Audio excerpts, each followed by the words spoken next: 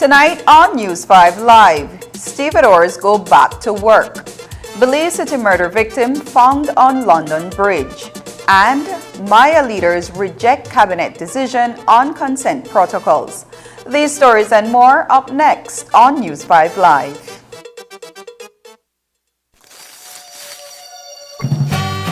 Las tradiciones son atemporales, pero mantenerse al día es necesario. DJ Wallet me permitirá hacer todas mis compras favoritas. Es fácil y seguro. Solo es agregar dinero a mi DJ Wallet y ya puedo irme de compras en mis tiendas locales favoritas. Oye tú, a mi familia le encanta. A mí también. Es nuestra nueva tradición.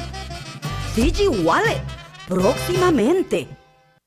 Your life just got a lot less complicated with Belize Bank Contactless MasterCard Debit Card. Introducing our Standard Debit and MasterCard Platinum Debit Cards. Now you can make purchases anywhere MasterCard is accepted with one tap, pay and go. Your contactless card never has to leave your hands, especially in these times. And your card is embedded with multiple layers of security. Platinum card holders get to enjoy extra benefits like price protection, purchase protection, trip inconvenience, and luggage protection, just to name a few. Start enjoying a cashless lifestyle today with the Belize Bank.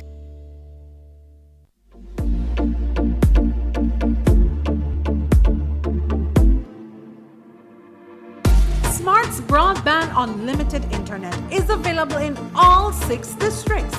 Sign up and get your modem and installation free. Enjoy the fastest, most reliable broadband internet for your home or office. Now offering 1 megabyte for only $55. Sign up and get installation and equipment free. If you're looking for low-cost television advertising, have we got a deal for you? Advertise on Channel 5's Daily Classifieds. Channel 5's Daily Classifieds is one of the most effective methods for introducing yourself and your business to the community.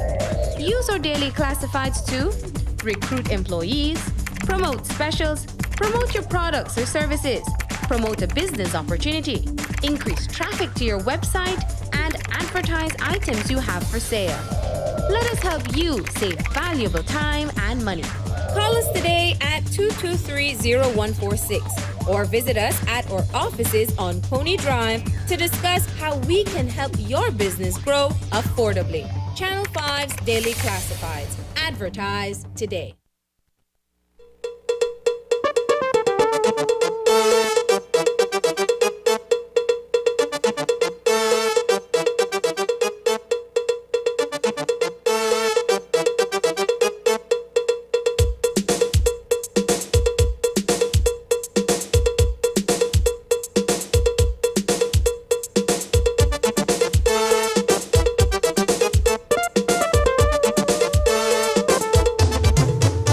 This newscast is brought to you by the Belize Bank Limited. Our country, your bank. Good evening. Welcome to News 5 Live for Friday, January 28. I am Annalyn Apolonio. A man was shot and killed in Belize City on Thursday night, but no one knew it had happened until the body was found on a London bridge. This afternoon, a family made the identification of Jose David Funes. News 5's Marian Ali has been on the story since this morning before anyone knew who he was. Belize City Police are trying to establish the motive of Belize City's latest murder. The victim, clad in only a pair of beige shorts, was found lying on this pallet in the Holy Emmanuel Street Extension area in Lake Independence. This afternoon, police were able to identify the victim as 39-year-old Jose David Funes, a man who has been in the news before. What investigators do not yet know is what led Funes to the area between 10 and 11 o'clock on Thursday night, when residents heard the shots that killed him. Those residents discovered the gravity of those bullets early this morning. I'm just sleep. The one bang I hear, boom. Nothing. Then I threw back and I gone. When my daughter get up this morning, going to work, her partner to work, she run back, Grandpa, Say somebody they get shot out there. I said shot though. I said well that happened last night, right? And we don't know the who. We don't know him at all. Funes was in the news in March of 2017 when he gave an interview following the murder of his common-law wife. In 2013, he was remanded on a charge of unlawful carnal knowledge of a minor. While Funes' murder leaves police looking for answers, Santiago's concern is that the scarcity of streetlights and the overgrown hedges in the undeveloped community could lead to a repeat of what they woke up to this morning. Yeah, scared the neighborhood. Because it could happen again. Because what's the place where it looks? Bushy. So you need more light. We need a little more light. Reporting for News 5, I'm Marion Ali. The standstill at the Port of Belize Limited came to an end this morning. Stevedores reported back to work at 8 a.m., but the issues that led to the dispute between the stevedores and the port have yet to be resolved. Negotiations continue between both parties and behind closed doors. Still, the weeks ahead are very crucial for the port's operations as all stakeholders are now scrambling to make up for lost time and lost revenue. News 5's Paul Lopez reports. A truck leaving the pier at the Port of Belize this morning came as a good sign to businesses across the country. Finally, the standstill has come to an end and stevedores are back to work. Concerns were growing among stakeholders in the shipping industry and import and export sectors over the impasse between the stevedores and their employers at the Port of Belize Limited. It lasted for 8 days before coming to an end. It is welcome news for companies like ASR BSI that exports over $400,000 worth of direct consumption sugar to the port weekly. Even though work has resumed, the dead stop at the port will still have lasting implications, as Roy Martinez, Regional Commercial Director at ASR BSI, told us earlier this week. Let's say the strike is cut off tomorrow and the vessels start coming in over the weekend. There's not enough empty containers because no vessels have come in, and if the vessel does come in, they'll discharge those loaded containers. It'll take a week or two for those customers on the import side to discharge those containers, unload their imports. And it'll take maybe a couple of days or a week for those empty containers to be given in our possession and enough time for us to load those containers with exports of sugar. So it's not that simple as, okay, the vessels start coming in today, the sugar start, exporting. It's every single week it's going to be a delay, and you end up having a sugar export delay of 2 to 3 weeks.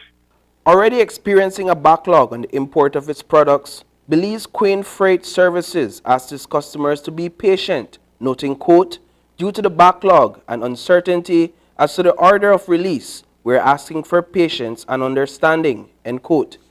Even with the return to work, the Port of Belize is preparing to file a lawsuit against the Christian Workers Union for the large sum of money it says was lost during the impasse, referring to the strike action as illegal. This morning, Andy Lane, CEO at the Port of Belize, told us via text, quote, for those who break the law, consequences must always exist. Our customers and us have suffered significant income losses due to the illegal strike. This will be addressed through established protocols, end quote. CEO Lane, in an interview last week, told us similar words to the same effect. There is a tribunal in progress which the union continually tries to disrupt and walk away from or simply don't turn up for. And that's where that discussion should be had. A strike in the middle of this tribunal is illegal. This is not the stevedores' fault. This is not the stevedores' doing. This is the creation of the Christian Workers Union, and they have to take full responsibility for now what will be a drying up of inbound supply chain, the failure to ship Belizean shippers export cargo. This will have ramifications in the community. It will have ramifications for the competitiveness of Belize in the global environment. What is going on here is nothing short of lunacy. On Thursday, the Essential Services Tribunal made its ruling. declaring that the parties begin negotiations for payment under the redundancy package as agreed on the 6th of March 2020. The letter being referred to here was signed on the 6th of March 2020 by former CEO at the Port of Belize Arturo Vasquez, CWU President Evan Hyde, and former Minister of State in the Ministry of Labor, Carla Barnett.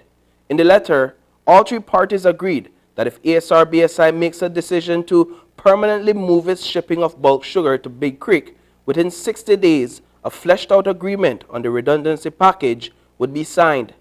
The Christian Workers Union is satisfied with the tribunal's ruling. Today, they called on PBL to, quote, comply with the ruling and engage with us on the outstanding matters that could be potential stumbling blocks in our relationship, end quote. So, stevedores are back to their job of loading and unloading of cargo from the ships. The Port of Belize is back to delivering its services to its customers, and the conflicting parties are back in negotiations.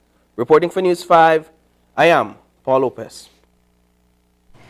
Earlier this week, Cabinet announced that it had approved the free, prior, and informed consent protocol that will guide future consultations with the Maya communities in Toledo District. These consultations would be carried out by government or private entities. But Cabinet's approval has been met with strong objections from the Maya Leaders Alliance, as well as the Toledo Alcaldes Association.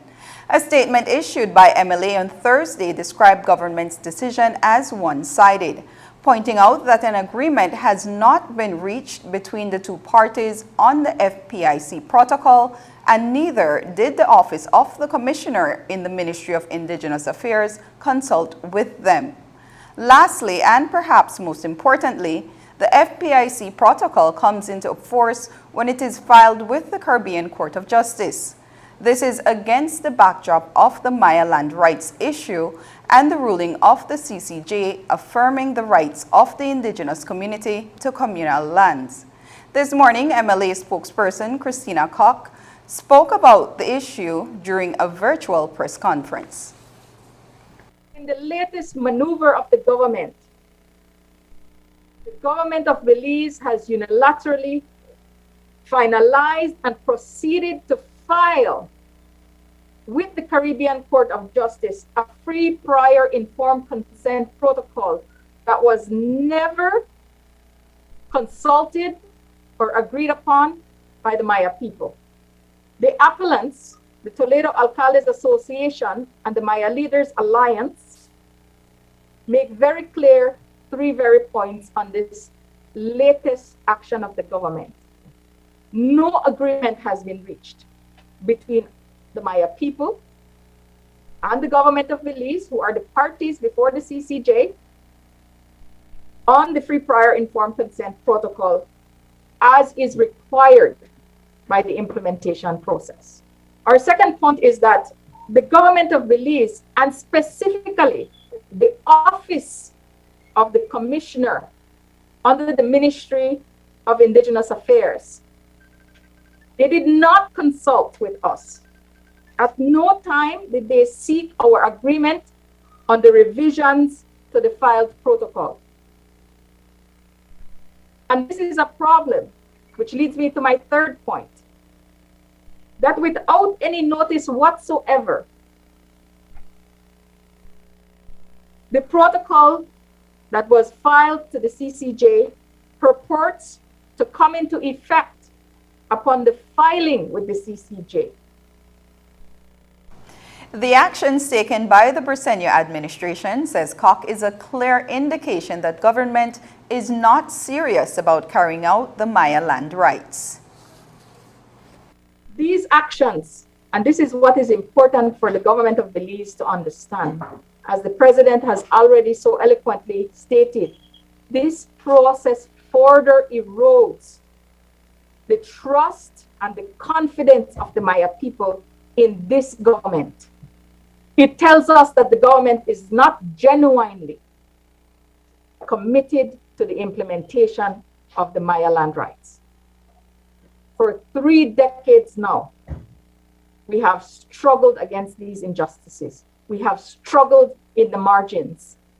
Yet we plant seeds in the margins, hoping that our government would do good to one of the first peoples on this land, the Maya people. But they insist on a top-down approach. 7 years after the confirmation of our rights, we continue to be ambushed and disrespected. And the latest assault has been the complete attack of our governance system, the complete attempt to erase the Toledo Alcaldes Association, our collective institution here among our 41 Maya villages. This is an attempt of the government to overthrow our traditional governance system. The omission of the Toledo Alcaldes Association from participating in the implementation of the FPIC protocol is seen as an affront to the MLA and TAA. According to Koch, the ruling of the Caribbean Court of Justice is expressly clear that as appellants, both entities are to sign the document. The government has now removed, at the end of the protocol, they've removed the clause where both parties were supposed to sign to bring into effect this consent protocol against the advice of the court, against the guidance of the court.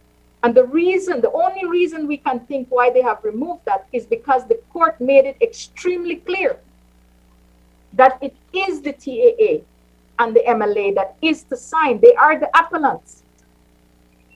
The other side, the Commissioner of Indigenous Peoples Affairs, was insisting that the people to sign would be these many organizations, Maya organizations, who are sympathetic to the government, who are creations of the government. This is the government's attempt to create their own process and completely ignore the systems that already exist.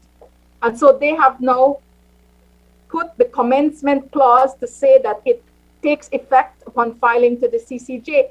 The CCJ, I don't think, is going to accept this because it goes against their very guidance. And so in terms of process, we are going back. We have already communicated our dissent to the court and to the government of Belize. And we, of course, expect the court, and we're calling on the court to intervene. Late this evening, the Sarstoon Temash Institute for Indigenous Management, SATIM, fired off a release in response to the MLA's position on the FPIC protocol. The statement says, quote, "The Julian Cho Society and the Toledo Alcaldes Association have usurped the Maya Leaders Alliance and made decisions, including the signing of a $1.8 million contract without the consent of all MLA members or the Maya communities of Toledo. For 7 years, the JCS has called the TAA the collective governance institution of the Maya people. Shockingly, they perpetuated this misleading concept of alcaldes as supreme leaders in Maya villages. Yet, the TAA is not a Maya customary organization, and the MLA is simply a membership association. The collective governance of the Maya people rests in each individual community. We, members of the Maya Leaders Alliance, call on the Julian Cho Society and the Toledo Alcalde Association to refrain from issuing any position without a full consultation and consent of its membership," unquote. Just before news time, the Ministry of Indigenous Peoples Affairs announced it is pleased Cabinet has approved the Maya of Southern Belize Free Prior Informed Consent Protocol filed with the Caribbean Court of Justice. The ministry says this protocol has been many years in the making, with multiple revisions resulting from numerous consultations with relevant parties.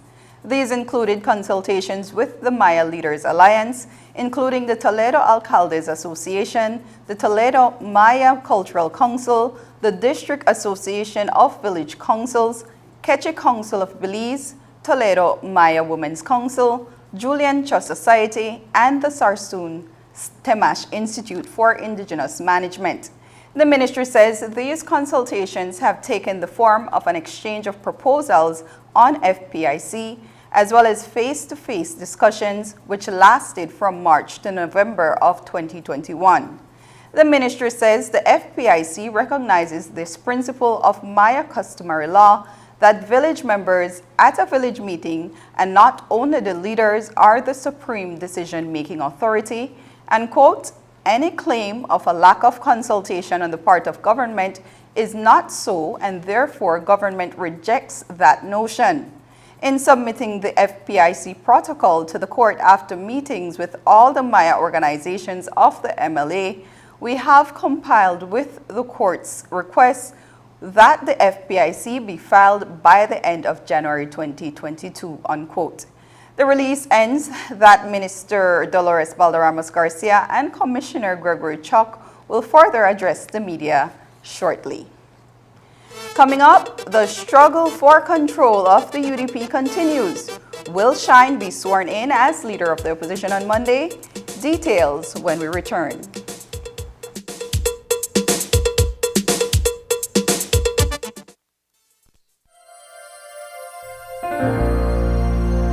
Hello, friends. This is Dr. Bob Roberts with another 60-second sermon from God's Word. The Bible says, you keep track of all my sorrows. You have collected all my tears in your bottle. You have recorded each one in your own book. Mine enemies will retreat when I call to you for help. This I know, God is on my side. I will praise God for what He has promised. Did you know that God has a bottle in heaven and He keeps the tears of people who have endured such sorrow that they can only weep and pray? All day long, David was being pursued by Saul and harassed by the Philistines, who remembered that Israel sang his praises as a great military leader. They pursued him like hungry, panting animals, and David cried out for mercy on the basis of his past faithfulness to God, knowing he was his only hope. David took comfort knowing that God has a scroll of remembrance in which He kept a record of all of his sorrows and preserved his tears in his bottle. Psalms 121 says, "The Lord keeps watch over you as you come and go, both now and forever. All your good deeds are recorded in books that one day will be opened, and your tears stored in bottles that will be poured out and broken as sweet fragrance to God and as judgment upon your enemies." So, as we go through the storms and struggles and sorrows of life, let us not forget that weeping may endure for a night, but joy cometh in the morning, when we stand in God's presence with broken bottles and open books.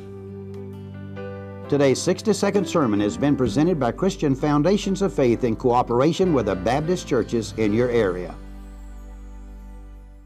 Watch The Truth of God with Pastor Gino Jennings of the First Church of Our Lord Jesus Christ every Sunday morning at 8 a.m. exclusively on Channel 5 Belize. The Truth of God with Pastor Gino Jennings every Sunday at 8 a.m. on Channel 5 Belize. Digi, the premier name in voice and data, is also the country's leading provider of innovative services and solutions for small business and enterprise. At DigiBusiness, we offer solutions, tools, and applications to support your business needs. Reduce costs, improve efficiency, and excel in a changing world where no idea is too big and no task is too small.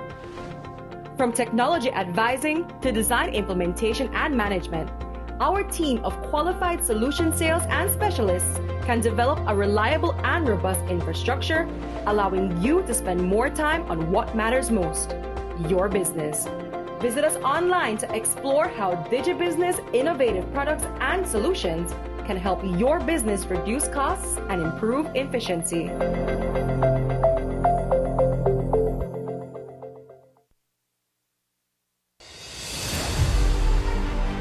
I visited the land of Serbia, a great many miles away. I ascended the Mount Everest few people have conquered. I roared on the snow-covered Antarctic and Arctic. I rolled swiftly across the vast, untamed desert. Ling Long Tire conquers every corner of the world. Distributed by Enrique Martinez and Sons Limited, 2 miles Philip Golston Highway, Belize City. The BWS app is here and is available for download from the Google Play Store and the Apple App Store. BWS customers can use the app to view water usage and current bill, read your own meter, apply for new residential and commercial connections, apply for reconnection, make reports, contact BWS customer service, and much more. Download the BWS app today. Belize Water Services, delivering water and more. Mesopotamia Area Representative Shine Barrow is set to become the 15th leader of the opposition on Monday, when he is sworn into office for a second time in less than a year. He will succeed Patrick Fauber, who is stepping down on Monday in wake of the latest scandal that has racked the United Democratic Party. But Shine's return to the parliamentary leadership of the UDP is not unchallenged. Earlier this week, Albert Area Representative Tracy Panton spoke about the constitution of the party, which sets out the order of leadership succession. Shine, however, refers to the Constitution of Belize, which he says the party's statement of its fundamental laws is not aligned with. The Constitution of Belize is the supreme law of the land. And the Constitution of Belize says explicitly that the person that enjoys the majority support of the members of the opposition benches in the House of Representatives is the person that will be the leader of the opposition. It does not say the person who the UDP or the PUP say will be the leader of the opposition will be the opposition leader. So our party constitution needs to be amended to be consistent with the supreme law of the land, because it is a matter of confidence. And the Constitution of Belize gives that right in the House of Representatives to the members that sit on the opposition bench. It doesn't give it to the political party. And that is just a matter of fact. It's just a matter of fact. That is number one. Number two, the Honorable Ugo Pat, the Deputy Party Leader, did not just vote for me arbitrarily. He consulted with the other 31 standard bearers and caretakers of the party who represent the wider party. And they were the minority who said, okay, yes, Tracy, and the overwhelming majority indicated to him that they support me. Earlier this week, Albert Area Rep Tracy Panton also appeared on Open Your Eyes, where she laid out the UDP's constitution, particularly where leadership succession is concerned. While it was her hope that Deputy Party Leader Hugo Pat would assume the role of Leader of the Opposition, he has since indicated via letter that he is supporting Shine Barrow in that capacity. Normally, the leader of the party is, once that person wins his or her seat, is the leader of the opposition in the House. So with the recall convention, of course, there was a move by colleagues to remove the leader of the opposition during that whole process. The leader of the opposition in the House, if the leader of the party is unable to do it, normally it's the deputy leader who takes over, so that would be the Honorable Hugo Pat. If the Honorable Hugo Pat is unable to do it, then according to the UDP party constitution, it's the member who has had the longest terms in the House. So that would be me. And so there is a pecking order. Yeah, there's a pecking order. The Constitution of Belize, however, says the leader of opposition is the person that commands the majority of the confidence of the people on the opposition side. So when we had the removal of the leader of the opposition, it's because 3 or 5 of us signed a petition saying we no longer had that confidence. But I believe that we ought to follow the constitution of the party. And I am hopeful that since both my colleague and I are vying for the leadership of the party, that the Honorable Hugo Pat will hold the position of leader of the opposition in the House until that matter can be settled. According to Barrow, Deputy Party Leader Hugo Pat is only exercising a constitutional right as a Member of Parliament. As for his confidence in the delegates' support, Shine says that he is humbled. Constitution of Belize gives him that right. Okay. He's not exercising a discretionary right that was given to him by the UDP Constitution.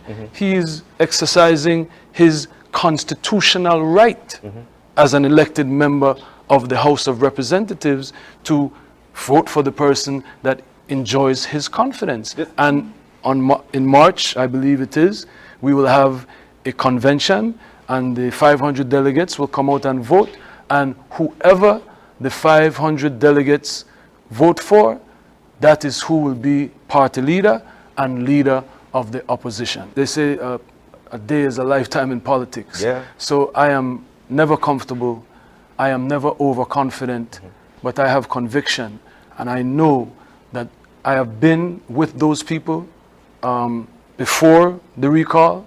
I was one of the original members of Caucus for Change, the 21 standard bearers, and so I have stayed with the people, the 53%, who voted with me that we needed change, we needed reform, and I've stayed with them, but I am never overconfident, I am never comfortable, I deplore hubris, and while I am passionate, do not mistake my passion for lack of humility.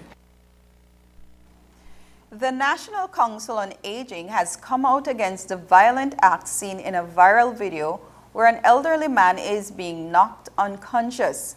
NCA in its release says there is no justifiable reason for any member of our society to attack an older person violently and heartlessly. NCA says this incident, recorded sometime around January 22nd, is not the first time they have seen physical harm being perpetrated on an older person, specifically older men. The National Council on Aging condemns not only all acts of violence towards older persons, but the passivity of the bystanders in this case. They not only witnessed this heinous act, but also filmed it. NCA is calling on the Belize Police Department to continue their investigations and on anyone in Belmopan who may have information to provide to the police. Violence against the elderly is not the only issue facing them, especially during these difficult times. During a recent interview for News 5's COVID Chronicles series, Executive Director at the National Council on Aging, Ishel Pott, outlined some of the challenges older persons are facing. These include loss of income and immobility due to limited physical activity. What we have been trying to do and what we have been called to do a lot more often is capacity building sessions with families who have now become caregivers of older people where before they were not able to, or they were not the main caregiver. Well, because of this change in situation with COVID, what we find is that as older people became less active, they lost a lot of their independence and mobility, and they've had to be absorbed into families. So we've done capacity building sessions with families. We've also been looking at how to support Meals on Wheels programs and also pantry programs with older persons, locating people who are able to make donations to existing programs that go to assist older people. Food security is a big issue for elderly in our country. When you look at how the business world collapsed around the world, there were many older people who were involved in very, very micro enterprise, little mama pop shops. Maybe they sold ideals or cokes or something very small at home, and those things have collapsed. There were older people who maybe ran taxis but had a bout of COVID and are no longer able to do it. So they are not generating any income. Older women who might have been baking bread and bun to sell, and then there was nobody to buy bread and bun, or other people started doing it, and so what they were doing to supplement no longer exists. So really, how do we ensure that these older people have access to food, have access to programs, have access to social support and also recognizing that almost all the social support programs that existed for older persons folded during COVID. Put also spoke about the decrease in funding for social services for elderly persons. Government subvention for service providers were cut by 40%, while some external agencies withdrew funding completely. The council doesn't offer any services. We are purely policy oriented. But what we have seen from our service providers is the ones who were receiving a government subvention. They also received the 40% cut, just like every other department. So that was unfortunate, and that also translates to what they're able to offer. The programs that were receiving external support, we saw a lot of that external support dry up as well, just because there was less financing available. So funders would say, I can give you up until this point, but after this point, there's no guarantee what is going to happen here. And then, as we said before, the older persons themselves don't necessarily have purchasing power to be able to supplement the services that they need. What does this say about the future of those services, even from a policy standpoint? It says that we need to rethink the way that we look at aging. Very often we want to address aging at the point of 60 or 65 or 55 when we're coming on to retirement. The issue of aging must be addressed very early on. So we need to be able to put in place for our 20-year-olds or 21-year-olds or 25-year-olds access to adequate health care, access to saving schemes, access to pensions, access to affordable housing, all of these things, so that when you hit 55 and 60, you are not managing expenses as if you were 30. You own your home, you have sizable savings put up, you've been able to make investments, you have a retirement plan in place, whether it is contributions at Social Security or other supplementary, so that when you hit your retirement years, you are not still trying to figure out, how am I going to afford to be alive?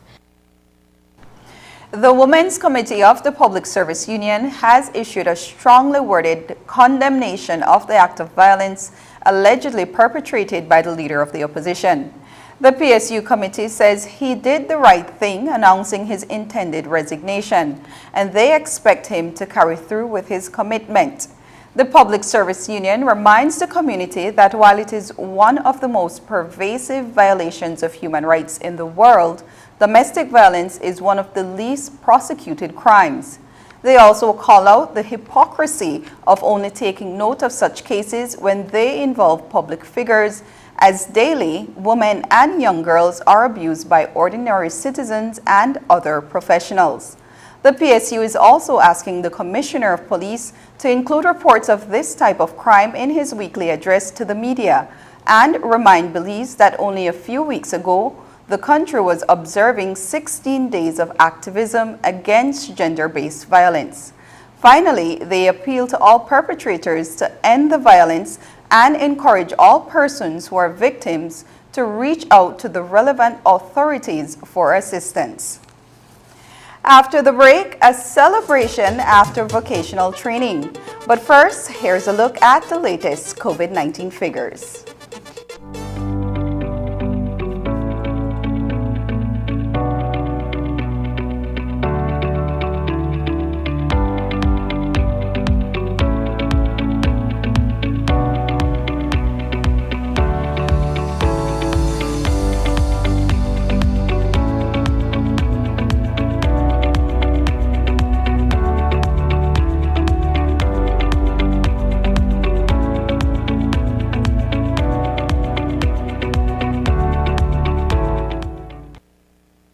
Offers the best mobile experience in Belize?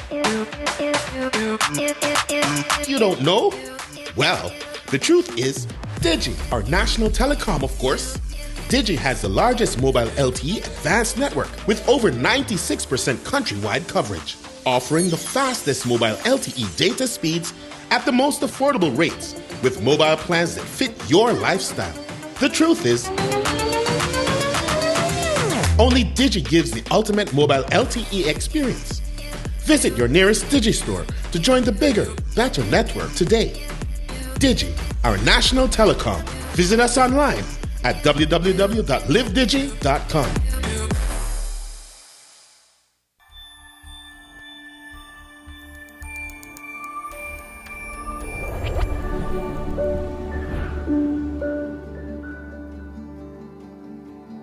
How to register for an account online. Welcome to Iris Belize online portal user registration. This guide will provide a step-by-step on how to register your account on the Iris Belize portal. On the home page, click the Register for an Account button. This link will take you to the online registration form. Start filling the following details: your first and last name, your date of birth.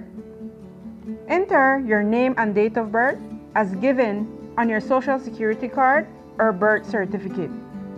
Your mobile number. This will be used for request verification and important communications from Belize Tax Service. Your email address. This email address will be used to log in to the portal. Enter a password as per the specifications given. Reconfirm your password. This should be the same as the password field above. Enter the appropriate security answers to the 3 questions. Note, these questions will be used in the event you need to recover your password and validate your identity. When finished, check the Read and Agree box for the terms and conditions and privacy policy. Now, you can click the Submit My Registration button. Your user account registration has been sent. A confirmation email will be sent to the email address you entered. Open the email and click the Confirm Email Address button. You are now registered. For the final step, you will need to contact Belize Tax Service to link your tax account to your online profile.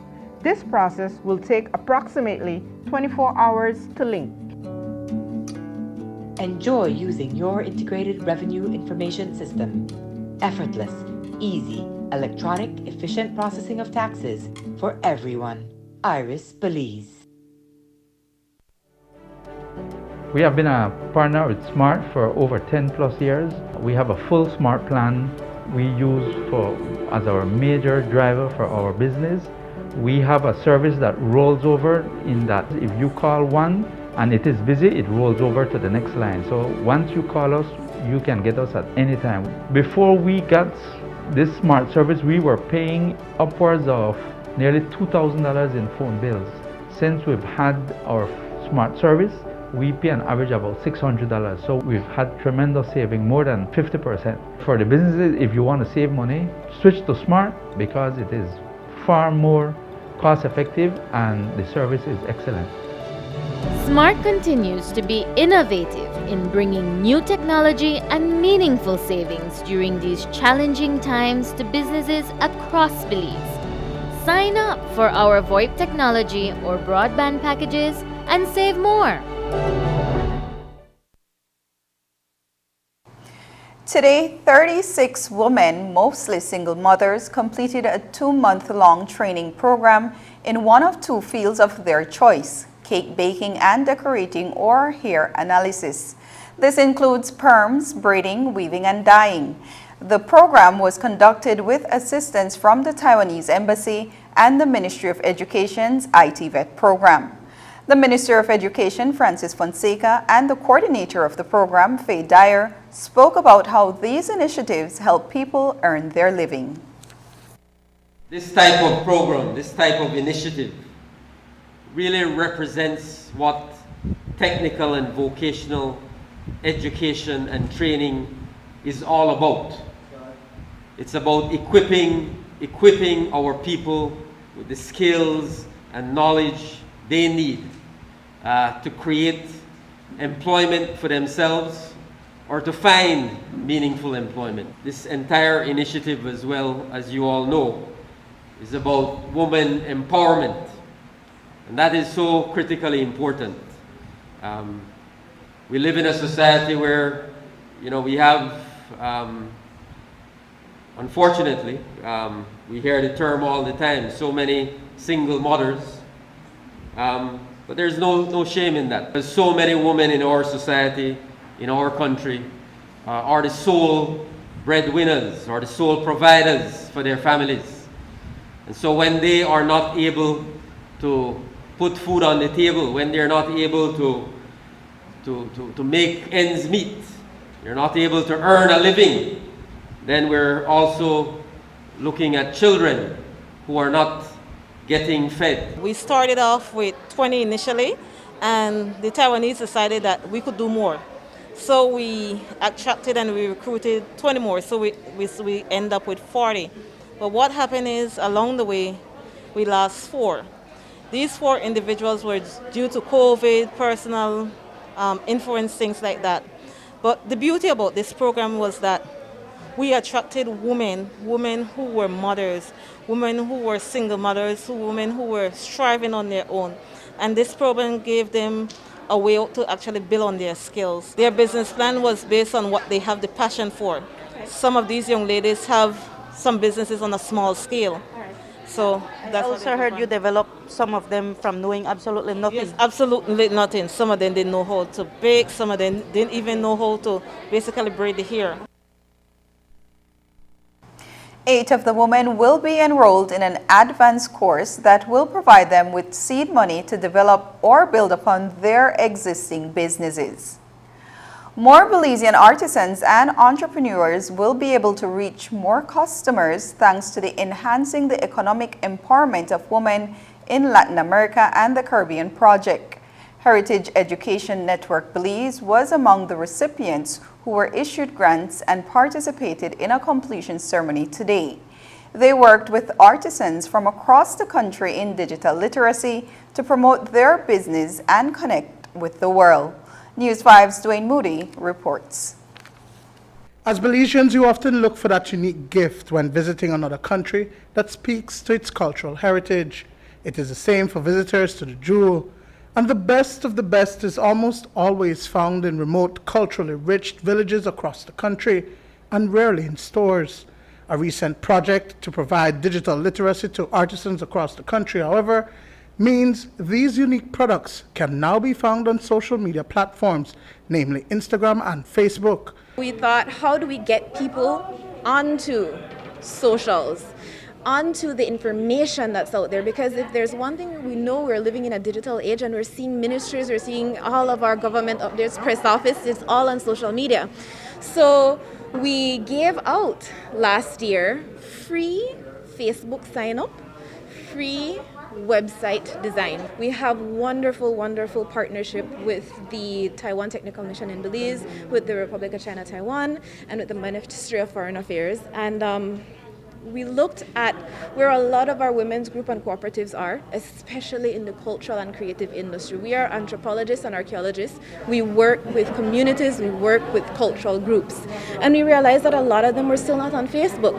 So we said, getting people onto the digital world is how they are able to access information, but more importantly, how they have agency. That agency and access helps with the preservation of the intangible cultural heritage of various cultures across the country, like the women from San Antonio Village in the Cayo district, who for decades have been making pottery, reviving an ancient art in danger of being lost.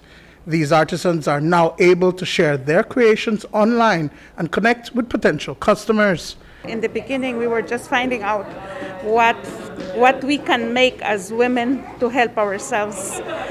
Finally, with this, we learned that culture preserving is very important because we're losing a lot of it.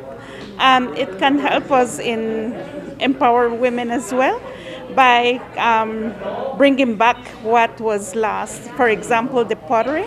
It's something that is very well known in the Mayan history, unfortunately lost. So we're trying to revive this kind of art. We were all housewives involved in the project, and we were not prepared with using, phones. And 20 years back, it was not very popular using phones or computers. So this was one of our challenges, and we were not very skillful in using computers.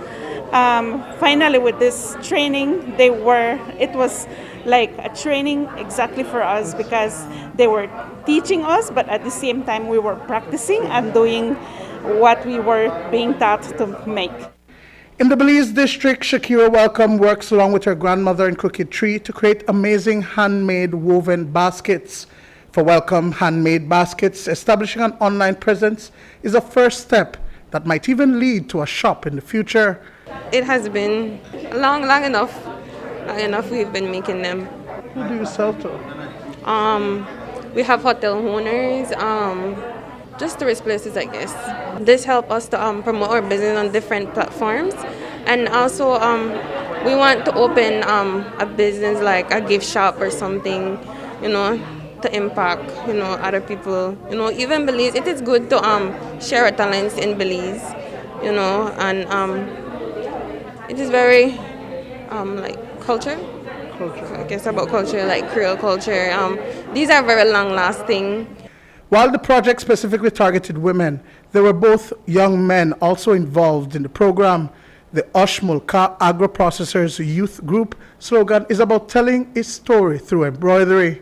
Now that we're in a technology era, now during the pandemic as well, so the best way to promote like products, that the group has is through technology, If we can reach people like by person to person, now we would have a bigger audience if we do it digitally, There's more people out there. We can reach more people in Belize, even out of Belize.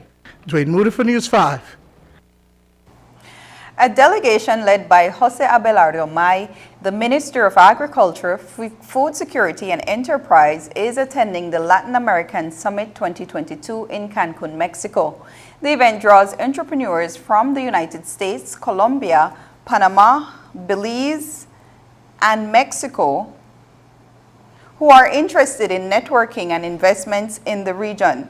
According to the Government Press Office, Belize's participation is a follow-up to the Belize Investment Summit held in November 2021. Among those representing Belize are Anthony Mala, Minister of Tourism, Servala Baiza, CEO, Ministry of Agriculture, Nicole Solano, CEO, Ministry of Tourism, Narda Garcia, CEO, Office of the Prime Minister, and Finance and Investment, and Oscar Arnal, Belize's ambassador to Mexico. The delegation was welcomed on Thursday by Carlos Joaquin Gonzalez, the governor of Quintana Roo, and Maria Elena Hermelinda Lezama, mayor of Benito Juarez Municipality. More news coming up after the break, but first, here's a weather update with data from the Belize Met Service. This weather update is brought to you by SMART.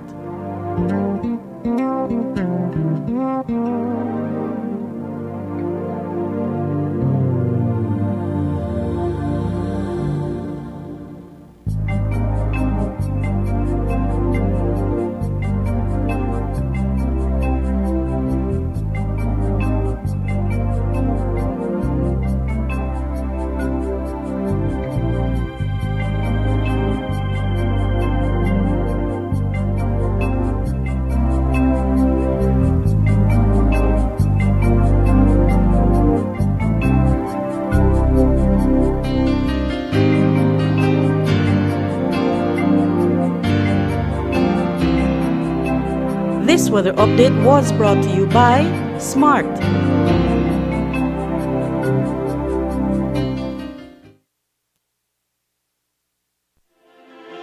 New Year's is a time for us to make hearty resolutions that will help us better our lives, and then promptly forget about them.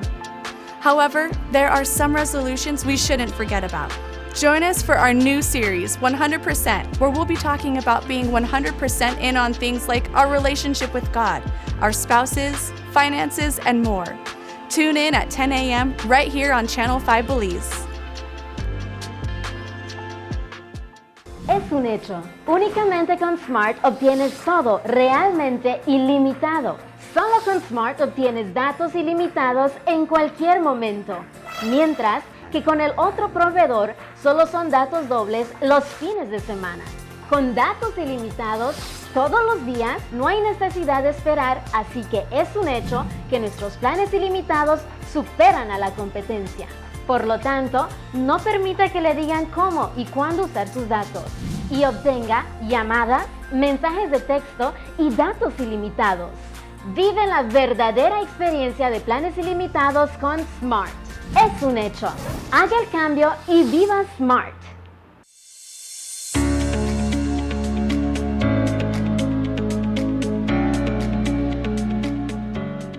Child Development Foundation, or CDF as we are popularly known, has been partnering with Social Security Board since 2015.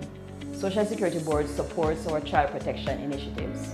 They support us to build capacity for teachers and parents to identify the indicators of abuse. In particular, they support our counseling center so that we can provide trauma-focused counseling therapy to children who have been abused.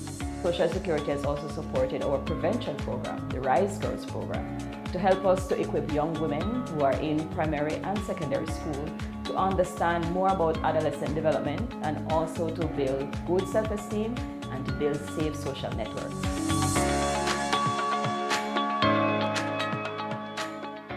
Over the past 6 years, we have established a partnership with the Social Security Board. It has assisted us in addressing some of their social welfare needs and health care needs of our older persons, specifically in Belize City, San Ignacio, and Belmopan. We have had the opportunity to do home visits with our geriatrician and physiotherapists. We distribute meals to them. We also have that opportunity to interact with them, to observe them. There are needs that may be identified. If we can address those, we do so.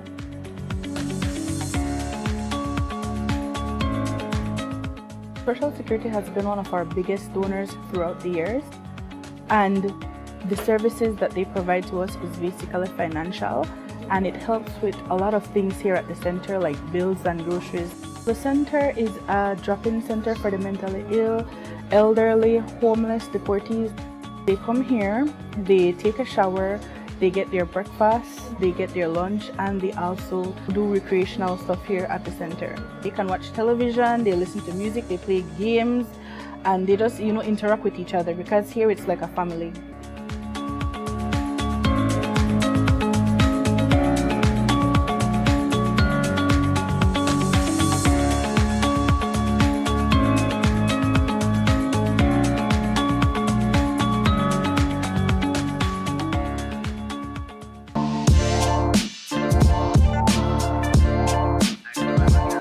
Connecting people.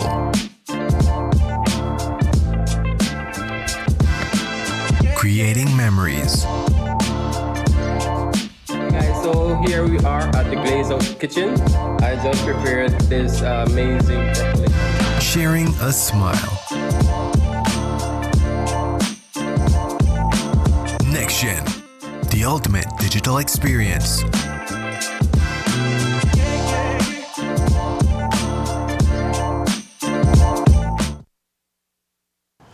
It has been almost a year since the various unions staged several days of protests against the government over their 10% salary cut.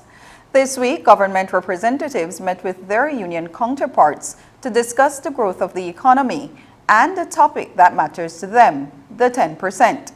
Minister of Education Francis Fonseca told News 5 that the first meeting went well. We had a very good meeting, I think a very good productive meeting. The purpose of that meeting was to provide a comprehensive report to the joint unions on the state of our public finances. So we were able to do that. And we had a very vigorous discussion about that presentation. Of course, as you know, the unions are very concerned about the restoration of their salary back up to what it was before, the 10% cut. So we had a discussion about that as well. So, we think, we've agreed that we will meet again on February 16th. During that time, we will share some additional information with the unions. I think the unions understand and accept that we are acting in good faith. and that we're trying our best efforts to be as transparent with them and sharing all the information we have with them. Our commitment from the very beginning was that, you know, if we saw a marked improvement in the performance of the economy, we would try our very best at the earliest to return that salary to our public officers and teachers, because we know how painful that cut was for them. The Education Upliftment Project, which involves full scholarships to secondary school students on the city's south side, is currently being rolled out. The initiative is providing full scholarships to 1,000 high school students who live and attend school on that side of the Haulover Creek. Today, Minister of Education Francis Fonseca shared the scope of the program with us. We are rolling out the free education program,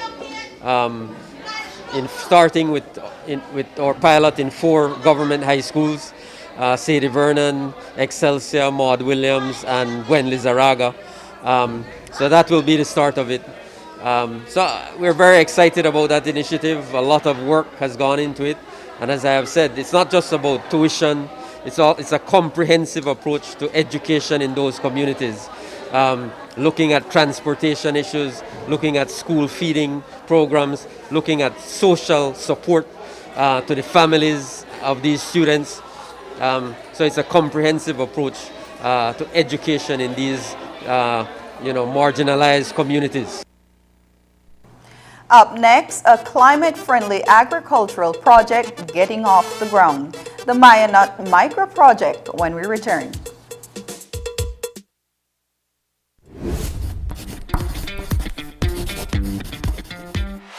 The ministry is collaborating with SpeedNet Communications to have a vaccination campaign for children ages 12 to 17 years. Children who get vaccinated will get a chance to win fabulous prizes, including backpacks with supplies, Nintendo Switch, tablets, book tuitions, and MiFi with 3 months data.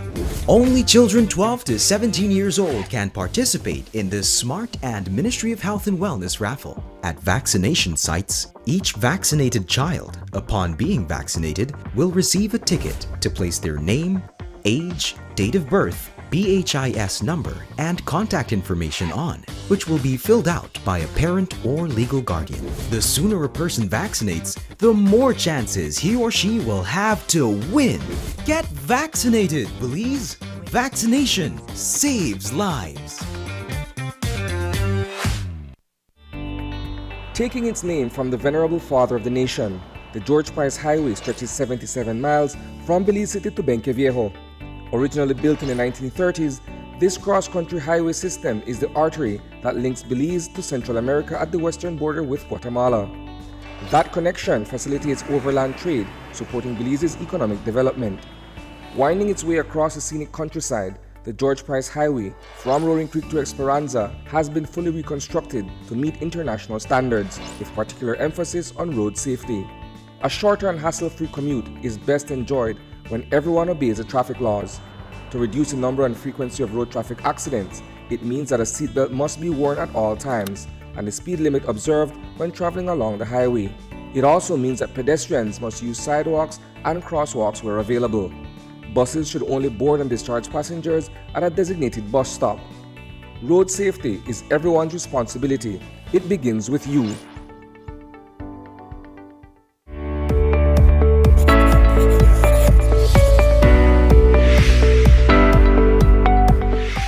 What is the Pfizer COVID-19 vaccine? The Pfizer COVID-19 vaccine is an RNA vaccine that triggers our immune system to develop antibodies against the SARS-CoV-2 virus that causes COVID-19. It helps to reduce hospitalization, severity of the disease, and death. What is the Pfizer vaccine made of, and is it safe? The Pfizer vaccine is made up of mRNA messenger ribonucleic acid, which are molecules that carry the genetic information needed to make proteins, lipid, salts, and sugar.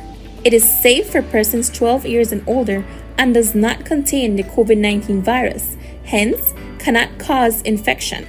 Tests have shown that the vaccine is effective against current virus variants. Who should take the Pfizer vaccine? The Pfizer vaccine should be taken by persons 12 years of age and older who do not have severe allergic reaction after a previous dose of vaccine or have not had severe allergic reaction to any ingredient of this vaccine. 2 doses of the vaccine are required 3 weeks apart. If you are between the ages of 12 and 17 years, you are required to present a signed consent form before you are vaccinated. What are the side effects of the Pfizer vaccine? Some common side effects of the Pfizer vaccine are headache, fatigue, muscle pain, fever, chills, and swelling at the injection site. If side effects persist, contact your doctor as soon as possible. Does the Pfizer COVID-19 vaccine prevent infection and transmission? No, vaccination alone does not prevent infection and transmission. We are still required to continue to wear masks properly, physically distance, wash and sanitize hands often, practice proper coughing and sneezing hygiene, and avoid crowds.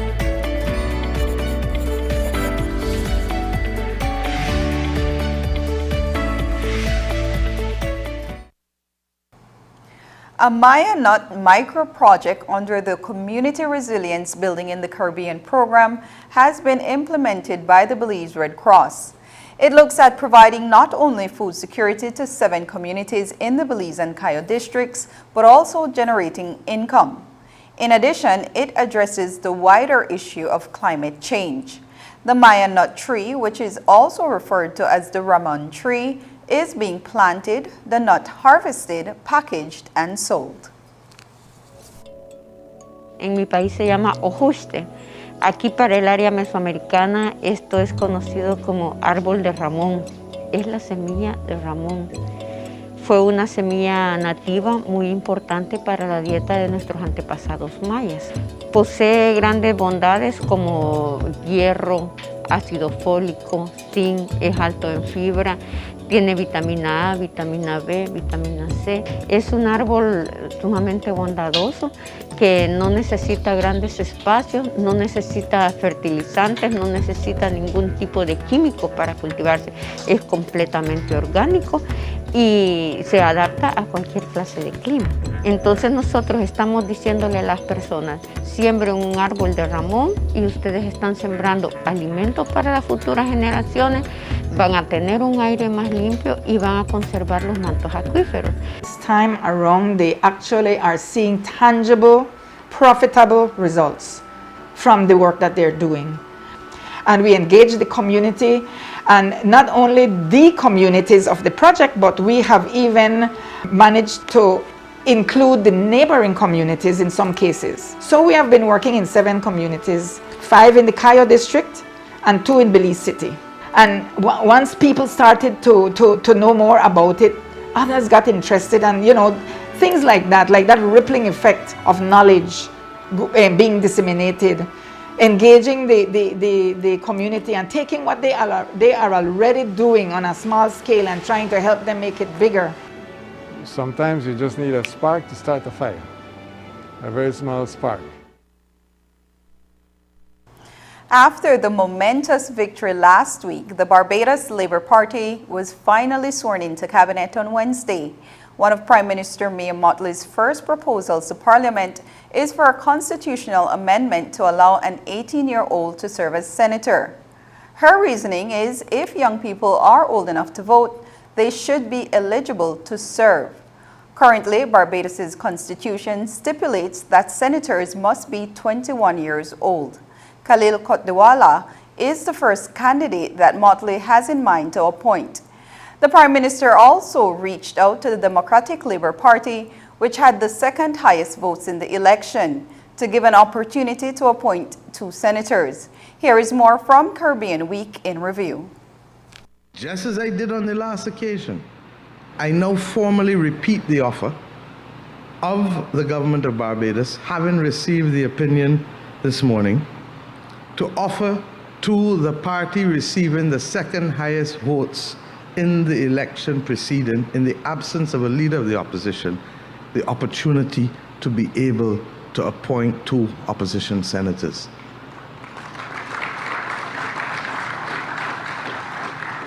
This is who we are as Barbadians.